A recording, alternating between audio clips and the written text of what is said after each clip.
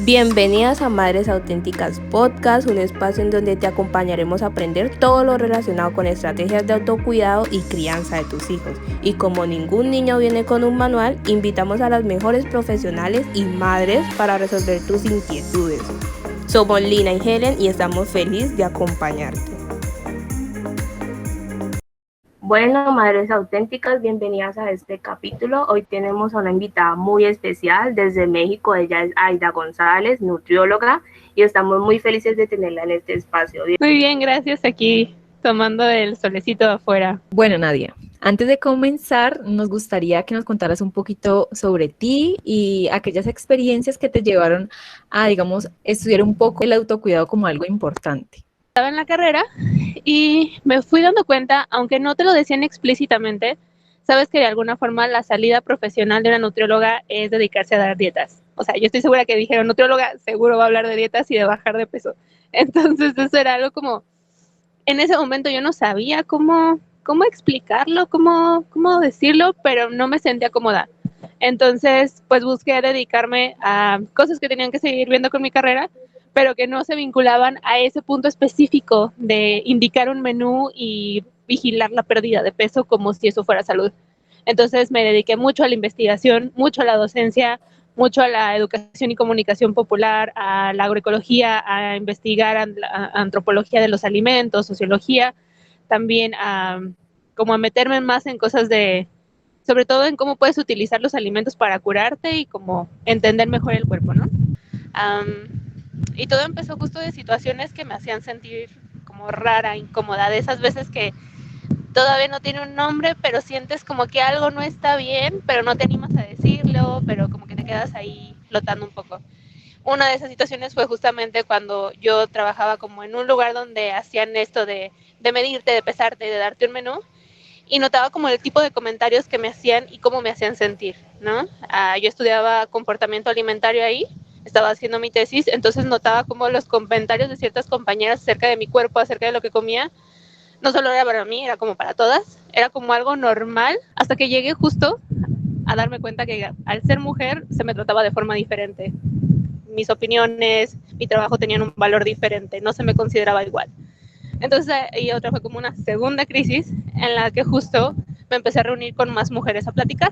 Hicimos como círculos de conversación para contarnos qué nos preocupaba, qué estábamos viendo que pasaba, qué estábamos haciendo, ¿no?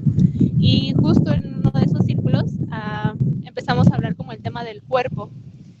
Y ahí fue como que inicia como todo este proceso de lo que ahora les voy a platicar, porque nos dimos cuenta como a través de como los estilos como de belleza que nos dicen que tenemos que tener a través del peso, se ejercen muchas violencias contra nosotras.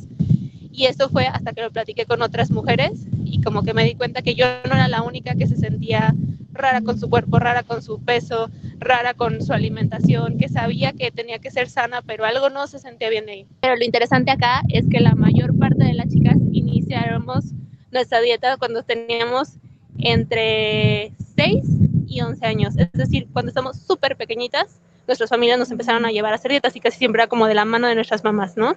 O de la mano como de algún familiar femenino, como con comentarios. Muchas veces sentimos que no hemos hecho explícitamente una dieta, tal vez no, nunca lo hemos hecho así, pero eso no significa que no hayamos tenido prácticas restrictivas para cambiar nuestro cuerpo o alguna práctica para cambiarlo, que eso es súper interesante porque se abre mucho más. O sea, yo a dieta le puedo llamar no solo el seguir como un menú específico, sino, por ejemplo, dejar de comer algún alimento en específico por miedo a engordar o creer que hay alimentos buenos y malos y prohibir alguno. Eso ya entra en nuestro cuerpo en algo que se llama restricción, que igual lo vamos a hablar más adelante. Pero aquí lo interesante es que si lo notan, hay como una edad en la que nos empezamos a sentir incómodas con nuestro cuerpo y muchas veces tiene que ver con el inicio de la menstruación. Es decir, como cuando inicia con más potencia la socialización en ser mujeres. Y eso tiene todo un porqué y tiene un para qué. Entonces los estereotipos de belleza no son casuales. Tienen una función social de mantenernos ocupadas en cambiar nuestro cuerpo. Nada más piénsenlo así. ¿Cuánto tiempo, energía y recursos económicos, emocionales, todo, le han puesto en modificar nuestro cuerpo? Y es algo importante como decir, todas de alguna forma lo hemos hecho muchas como no se sienten listas para hablarlo, pero todas de alguna forma hemos tenido esos pensamientos, hemos comprado esa revista, hemos comprado ese producto, ¿no? Y a veces da como mucha vergüenza porque pareciera que eso nos hace superficiales. Pero una vez que nos damos cuenta que todo lo hemos hecho, entonces vamos viendo como, algo aquí, ¿no? Entonces, ¿cuánto tiempo, energía y recursos le han invertido a eso?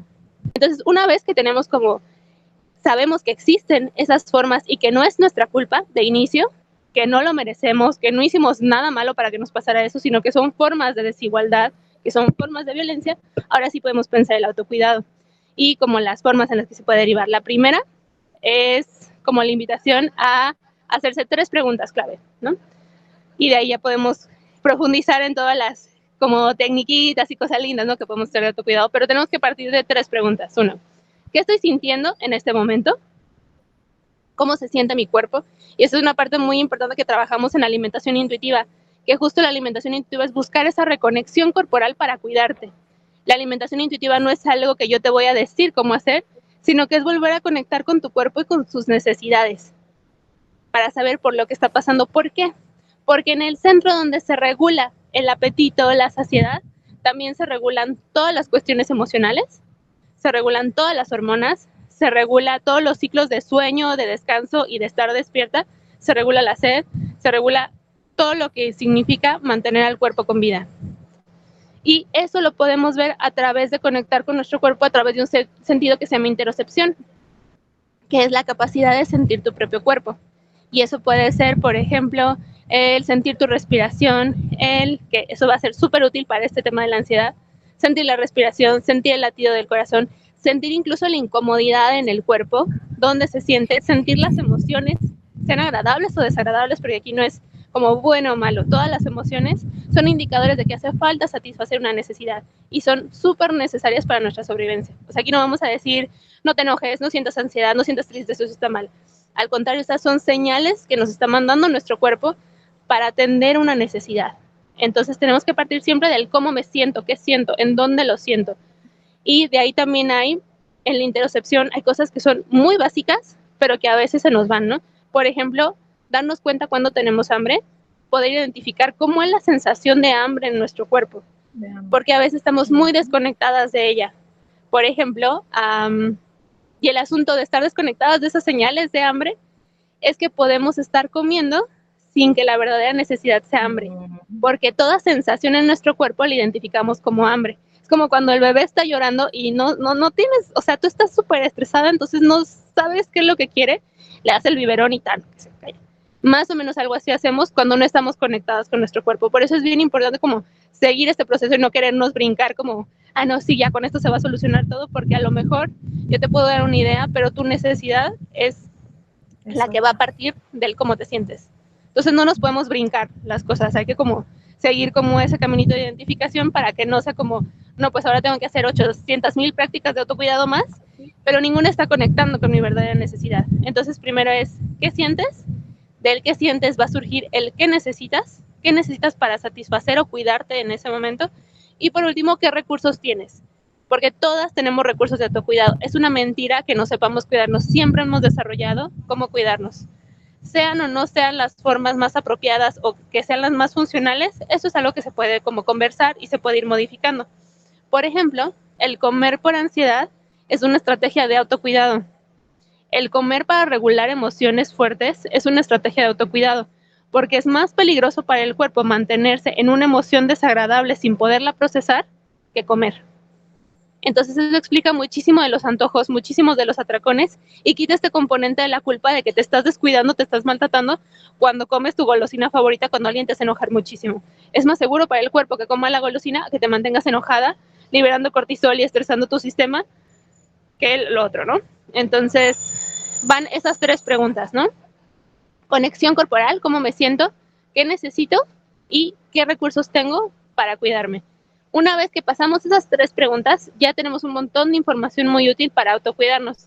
Pero en esta última, de qué recursos tengo, es la que después podemos fortalecer en la consulta, podemos fortalecer en talleres, en conversatorios con otras mujeres, y es encontrarnos para decir, no, oye, yo me siento así, yo también. Eso ya de entrada está satisfaciendo una necesidad de ser vista, de ser escuchada, de ser validada, de ser como acuerpada por una comunidad. Entonces esas también son necesidades de autocuidado que pocas veces están satisfechas cuando pensamos el autocuidado como, yo sola voy a hacer esto para cuidarme, ¿no? Entonces todo eso hay que tenerlo como en cuenta. Wow, qué interesante lo que estás mencionando, Nadia, y son cosas que quizás no teníamos en cuenta, cosas nuevas para nosotras y sé que para muchas de las mamitas. Y ante ellos también queremos preguntarte qué tips podríamos implementar como mujeres o madres auténticas para mantener nuestro autocuidado y nutrición, bueno, adecuada. Platicando esto de cómo nos estamos sintiendo todas, qué estamos necesitando, por ejemplo, muchas puede ser, híjole, es que todas estamos necesitando descansar. Yo estoy agotadísima, o sea, me duele el cuerpo, ya me acostumbré a estar irritable, ya me acostumbré a no comer porque tengo que estar atendiendo a los demás, ya me acostumbré a esto. Yo lo que necesito es un descanso. O sea, que una vez al día yo tenga 1 hora para dedicarme a mí. Un ejercicio muy interesante que pueden hacer es hacer como unos círculos, como concéntricos, y de ahí dividirlo como en todas las cosas que son importantes, que sienten que están cuidando su salud, ¿no? Algunas cosas que de repente se dicen es como mi salud emocional, cómo están mis emociones, cómo está mi cuerpo, cómo están mis niveles de energía, cómo está mi digestión. O sea, como empezaste a preguntar eso de cómo me estoy sintiendo a más profundidad, ¿no? Si estoy sintiendo ansiedad, si estoy bajo mucho estrés, y poder como tener un dibujo de todo eso, como en todas las áreas que me parecen importantes. Eso es como de entrada para hacer aterrizar y poder ir definiendo cuáles son las estrategias de autocuidado que cada una va a adoptar o que a lo mejor van a coincidir entre muchas. Entonces, así en una hojita pueden ir anotando como en un cuadrito o en unos circulitos qué áreas de su salud les parece importante cuidar o les están pidiendo atención, ¿no? Puede ser una de ellas la alimentación directamente, pero también es el descanso, a lo mejor también es las estrategias de prevención, o poder ir a una consulta médica, hacerse un chequeo general de ver cómo están, atenderse a algún síntoma, por ejemplo, un dolor de espalda, un estreñimiento, un montón como de cosas, ¿no? Entonces, primero hay que hacer como ese vaciado para identificar cuáles son las necesidades. Una práctica de autocuidado puede ser salir a caminar para algunas personas, para otras no. Una práctica puede ser hacer ejercicios específicos para relajar el cuerpo. Otra persona puede no servirle en ese momento. Otra persona puede necesitar cantar. Otra persona puede necesitar pedir un abrazo, pedir ayuda, hacer una pausa, dormir una siesta. Entonces, una vez que tienes todo ese marco de posibilidades de autocuidado, partiendo del que estás necesitando, es cuando de verdad nace la creatividad y nacen las posibilidades de autocuidado. Ahora me hacían como 2 preguntas súper importantes de esa sensación de que las dietas no funcionan, y es esto que les explicaba al principio, ¿no? Hay como toda una cultura que elogia la delgadez como si fuera un sinónimo de salud. Y la verdad es que, como bien dicen, salud y delgadez no necesariamente están relacionados. Puede haber personas muy delgadas que tengan prácticas que no son saludables, y no es que estén mal, sino que es entender como toda esta forma de violencia hacia las personas gordas y cómo se les exige tener cierto cuerpo para ser consideradas sanas. Entonces, en la alimentación intuitiva reconocemos eso, y de ahí nos permite explicar por qué la restricción a hacer una dieta empeora las condiciones en las que nuestro cuerpo está como sobreviviendo. La dieta ya de por sí es una situación que somete al cuerpo a una gran cantidad de estrés y adaptaciones para la sobrevivencia. Al cuerpo no le interesa estar en el peso que alguien te dijo que debías de estar. Al cuerpo lo que le interesa es mantenerse en homeostasis. Entonces va a hacer todo lo posible por lo que tú recibas energía. ¿Por qué? Porque la necesita para funcionar. Y eso es como súper fuerte. Un ejemplo de dietas que están de moda. Hay una dieta que está súper de moda, que no, ya voy a dejar de decir los nombres de las dietas por si alguien las trabaja por ahí, pero hay una dieta que te pide quitar o restringir los carbohidratos, ¿no? Porque son malísimos, porque están relacionados a la obesidad, a la diabetes y todo eso. Ok, se entiende, ¿no? Hay productos que tienen demasiadas azúcares, bla, bla, bla. Pero da la casualidad de que hay 3 células de nuestro cuerpo que sí o sí necesitan azúcares.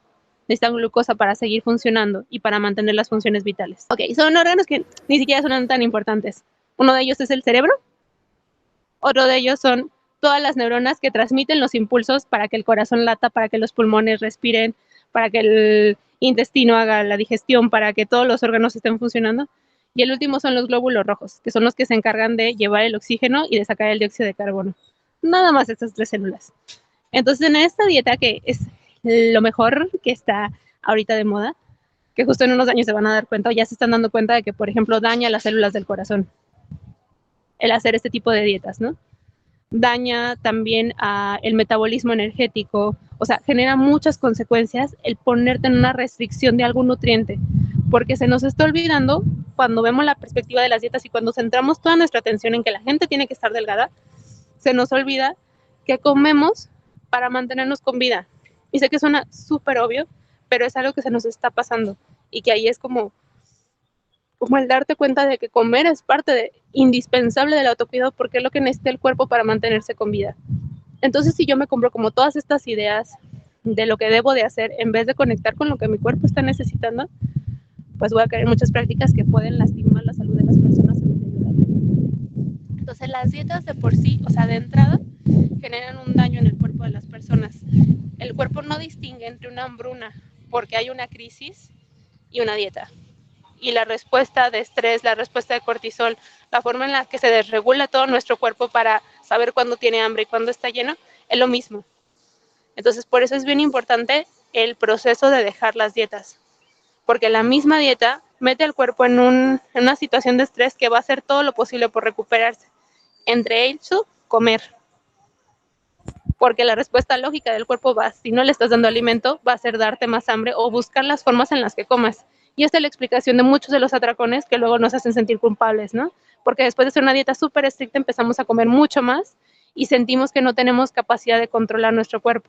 Pero eso es porque nuestro cuerpo ya no está confiando en nosotras para darle suficiente energía. Entonces, esa es la razón por qué las dietas no funcionan, porque nos meten en un ciclo que se sabe, o sea, lo estudiamos en la carrera, pero como tenemos solo en la cabeza esta onda de que tenemos que cumplir ciertas reglas, ciertos estándares, se nos olvida entender el cuerpo. Entonces, tú entras en un ciclo en el que restringes, en el que evitas comer cosas. Lo que el cuerpo hace para sobrevivir es hacerte que comas a través de hormonas, incluso cuando piensas obsesivamente en comida, mucha gente dice, es que eres adicto a la comida. No, es que a lo mejor tienes hambre y es una señal de hambre. Entonces hay que reconocer el hambre.